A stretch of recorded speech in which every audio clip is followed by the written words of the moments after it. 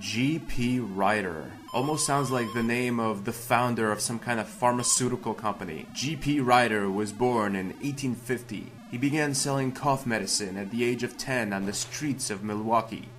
So this is a cool motorcycle racing game. Not only is it cool and handles really well, but it's amazing how much stuff is in it. First of all, it's a retro game, and there are just a ton of tracks and a ton of different motorcycles you can race.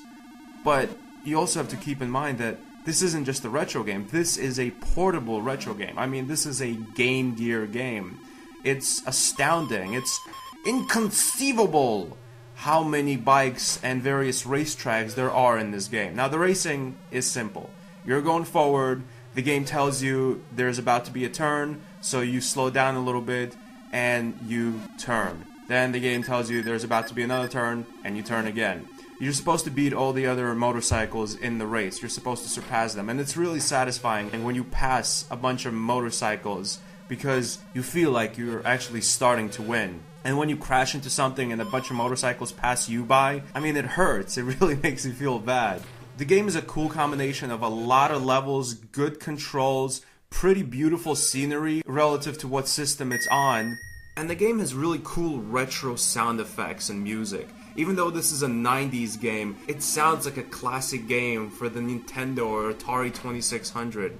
The game is tough if you're being greedy, and by greedy I mean using your bikes to their full potential. Like, the bikes can go really fast, but if you go really fast, you're gonna crash into every other obstacle on the screen because you simply won't be able to turn well when there's a turn. Even when you're using bikes that handle really, really well. And that's the thing, all the bikes have their own little perks, their own strengths and weaknesses. Some bikes can go really fast but can't turn too well. Some bikes can turn incredibly well, but they're not too fast. But there are objectively good bikes, like one or two bikes that are just objectively better than all the other bikes in the game. They just handle better. There are a ton of different game modes, and as I've said, a ton of different levels. I mean, you race everywhere from Asia to Africa to New York, and apparently New York has been covered by a giant sandstorm, and the Statue of Liberty is sinking. And now I guess we're racing during the Vietnam War. Saigon. Shit. I'm still only in Saigon. Charlie, don't race! GP Ryder is honestly one of the best retro racing games I've ever played, and possibly the best handheld retro game I've ever played. And granted, I haven't played a lot of those because not a lot of companies are daring enough to make a racing game on a handheld console, especially back in the day, back in the late 80s to early 90s. I think the best way to describe GP Ryder is impressive.